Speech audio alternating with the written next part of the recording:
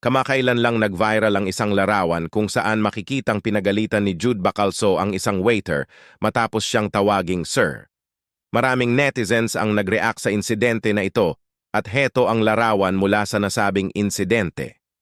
Matapos mag-viral ang larawan, agad na humingi ng paumanhin si Bacalso. Aniya, hindi niya intensyong makasakit ng damdamin at handa siyang makipag-usap sa waiter para magkaayos sila.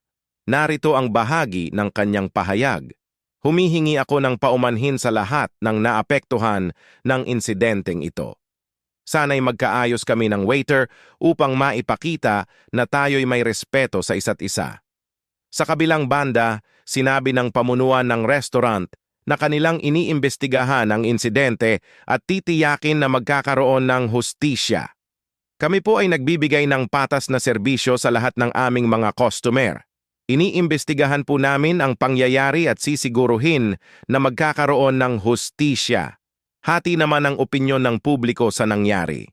May mga naniniwalang dapat maging mas maingat si Bacalso sa kanyang mga kilos, habang ang iba ay nagsasabing tao lamang siya na nagkakamali rin. Ano sa tingin nyo? Dapat bang palampasin na lang ang insidente o may dapat bang harapin na konsekwensya si Jude Bacalso? I-comment nyo lang sa baba ang inyong mga opinyon. Follow for more videos like this.